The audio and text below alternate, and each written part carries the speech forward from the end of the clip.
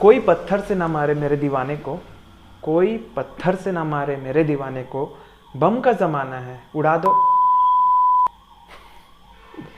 आजकल लोगों की वाणी का कोई अता पता नहीं रहता, कुछ भी बोलते हैं।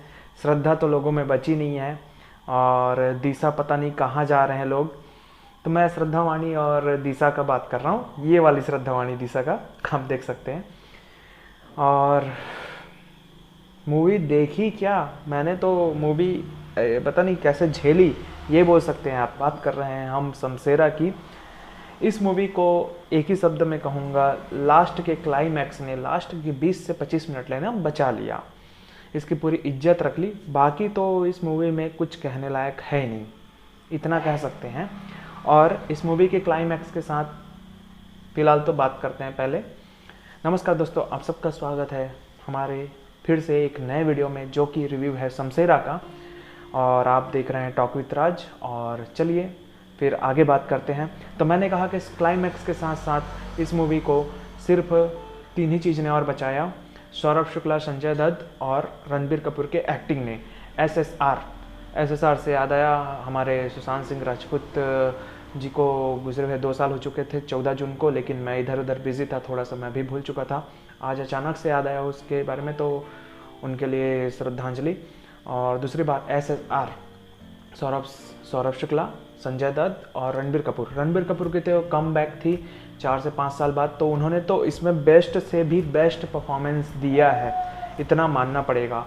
और संजय दत्त की ये सेकेंड इनिंग चल रही है, मतलब सेकेंड पारी चल रही है बोल सकते हैं, क्योंकि अब तो वो एक हीरो के रूप में अब दिखना बंद हो चुके हैं, तो एक विलेन के रूप में हर मूवी में देख सकते हैं आप, और या तो साइड कैरेक्टर के रूप में, और अपना बेस्ट से बेस्ट दे रहे हैं, पहले से भी ज़्यादा बेस्ट दे रहे हैं, इतना हम बोल सकते हैं।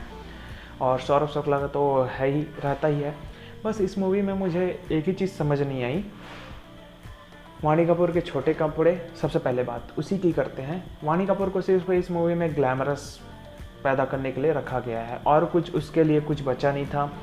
और हमारे ऑडियंस में से 20-30% ऐसे हैं जो वही देखने मूवी जाते हैं भाई, तो अब मैं ज़्यादा बात खुल के नहीं करूँगा इस बारे में।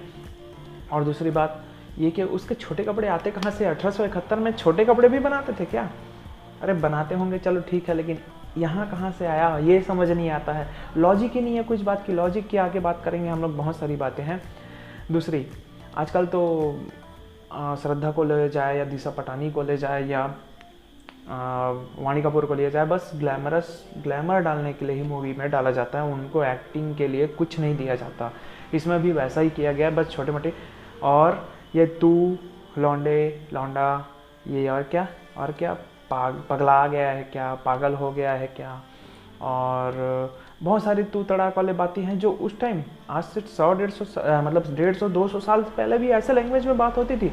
मुझे तो नहीं लगता, पता नहीं आदित्य चोपड़ा पता नहीं अब यश राज फिल्म्स को कहाँ ले जा रहे, पता नहीं। यहाँ अब यश राज जी की कमी दिख रही है। हाँ, डायरेक्टर थे करण मल्होत्रा, जिन्होंने अग्निपथ डायरेक्ट किया था, वही वो ये भी डायरेक्ट कर रहे हैं। उसमें भी संजय दत्त विलन के रूप में थे, और क्लाइमैक्स में भी वैसा ही होता है जैसा अग्निपथ में हुआ था। कुछ जगह अग्निपथ की कॉपी देखने को मिली, कुछ जगह हिंदुस्तान की कॉपी देखने को मिली।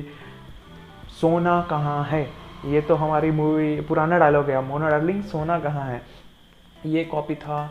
और बहुत सारी कॉपीज़ देखने को मिली थी। एक जगह साउंड, 2 जगह साउंड, मूवी में मैंने 2 जगह साउंड किया। पता नहीं, कमाल की क्रिएटिविटी है यार हमारे इंडियन डायरेक्टर या प्रोड्यूसर या जिसके भी की जाए, या राइटर की, कमाल की क्रिएटिविटी है। आप ये साउंड सुनिए।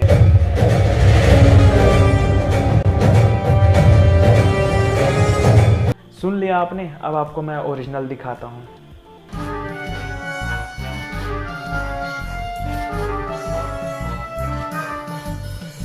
तो आपने देखा कि कैसे इस साउंड को कॉपी किया गया है। पता नहीं हमको क्या, हमारे माथे में, मतलब हमारे 100 करोड़ 150 करोड़ जनता के माथे में कुछ लिखा है, ऐसा समझते हैं क्या इन लोग? कितना कॉपी करते हैं। एक तो सबसे पहली बात, हमारे एक बॉलीवुड एक्टर पर पहले ही कीचड़ उछालते हैं लोग, कहा जाता है कि कॉपी करता है मिशन इम्पॉसिबल का। और हाँ, उसके 2-3 मूवीज़ में ऐसा कॉपी हुआ है, बाजीगर ले लो, नाम तो आप जान गए होंगे, बाजीगर ले लो, और वो क्या आया था इंडिया वाले सॉन्ग, मैं भूल जाता हूँ हमेशा उसका नाम, पता नहीं मूवी का नाम, हाँ हैप्पी न्यू ईयर और दिलवाले, बहुत सारे मूवीज़ में ये कॉपी किया गया है मिशन इम्पॉसिबल का सीन, पता नहीं ये कैसे करते हैं लोग। और एक बात और बात करेंगे कि ये जो लास्ट में जो ट्रेन वाली सीन थी ना, लास्ट सीन से पहले ट्रेन वाली सीन जो दिखाई गई थी, अरे भाई बच्चों के खिलौने वाला VFX रखा गया था, बच्चे का खिलौना चलाया जा रहा है ट्रेन के, अरे भाई रानी का मुकुट जा रहा है, क्वीन क्राउन जा रहा है, और तुम 4-5 ही सिक्योरिटी रखोगे, कुछ लॉजिक बनता है। पत्थर उठा रहे थे, पत्थर ऐसा लग रहा था कि कुछ बनावट है, फोम का बना हुआ है, थर्माकोल का बना हुआ है, अरे फील तो आनी चाहिए। वो कुल्हाड़ी उठा रहा है शमशेरा, अपनी बल्ली कुल्हाड़ी उठा रहा है, बस ऐसा ही उठा रहा है, इतनी लंबी चौड़ी, इतना बड़ा कुल्हाड़ी है, कुछ फील तो आना चाहिए, वजन है ऐसा लगना चाहिए, ऐसा फीलिंग तो दिखाना चाहिए। कुछ समझ नहीं आ रहा है क्या कर रहे थे। मैं इतने देर से मूवी का बस रोस्ट कर रहा हूँ मूवी को, ऐसा है। और कुछ चीज़ें हैं, अब उस बारे में बात करते हैं जो अच्छी है। सबसे पहले रणबीर कपूर की एक्टिंग, उन्होंने 4 साल बाद जो वापसी किया ना, सबसे बेस्ट था, सबसे बेस्ट।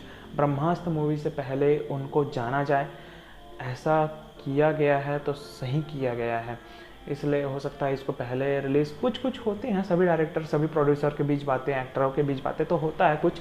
ब्रह्मास्त्र मूवी से आने से पहले ये मूवी आई है ना, तो रणवीर के लिए ये सही है। Sanjay Dutt the best, Saurabh Shukla the best, Ronit Roy भी अपने एक्टिंग में, मतलब रोनित रॉय अपने कैरेक्टर में सही दिखे हैं, उनको कैरेक्टर कम, मतलब रोल कम मिला इस मूवी में, लेकिन अच्छा था। वाणी कपूर सिर्फ नाम मात्र की थी, उसकी माँ का जो एक्टिंग की थी, जो वो एक्ट्रेस थी रणबीर कपूर की माँ की और रणबीर कपूर की वाइफ की, पता नहीं उनके चेहरे में कोई फीलिंग वो झलकता ही नहीं है। बोलते हैं लोग ठग्स ऑफ हिंदुस्तान का कॉपी बनाया, बाहुबली का, अरे भाई ठग्स ऑफ हिंदुस्तान का मांग सकते हैं आप, लेकिन बाहुबली का कॉपी नहीं बोल सकते। राइटर ने पता नहीं क्या लिखा, लॉजिक देखो, कुछ नहीं था। नदी से निकल कर उसको घोड़ा मिल जाता है, वाह, कहीं से भी गिर रहा है बच जाता है। और कौए पता नहीं क्यों घुसाए गए हैं इस मूवी में, कुछ नहीं। तो ये पूरा टोटली मूवी रोस्ट था, मैं कुछ नहीं बोल सकता इस बारे में। और कुछ बातें जो अच्छी थी मैंने बता दिया। मूवी देखते वक्त मुझे एक ही बात लग रही थी, कब ये मूवी ख़त्म हो, कब मैं टॉर्चर सहना बंद करूं, बस इतना ही लग रहा था। देखना था क्योंकि कैसा था एक्सपीरियंस मुझे लेना था। क्लाइमैक्स का मैंने पहले ही बात किया है, क्लाइमैक्स ने इस मूवी को बचा लिया। सबसे बेस्ट, मतलब सबसे बेस्ट नहीं कह सकते, लेकिन बेस्ट था क्लाइमैक्स, ऐसा था। थोड़ी सी फीलिंग्स आई कि हम कुछ मूवी देख रहे हैं, और कुछ नहीं कहेंगे इस मूवी के बारे में। तो मुझे अगर रेटिंग देना हो, रेटिंग देने से पहले मैं एक बात कहूँगा, इस मूवी को आप थिएटर में जाकर देखेंगे तो अपना पैसा बस वेस्ट करेंगे, अपना टाइम बस 3 घंटे ख़राब करेंगे, इतना बोल सकता हूँ।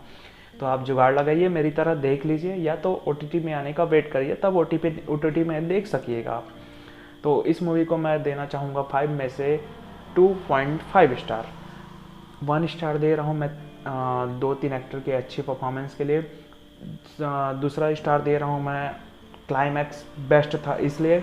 आधा स्टार दे सकता हूँ मैं उसके लिए कि गाने मुझे झिलाए नहीं, लेकिन 1-2 गाने में स्टोरी आगे बढ़ रही थी इसलिए मैंने देखा। बाकी गानों में तो मैं तो बस भगवान का नाम लेता कब ये गाना ख़त्म हो।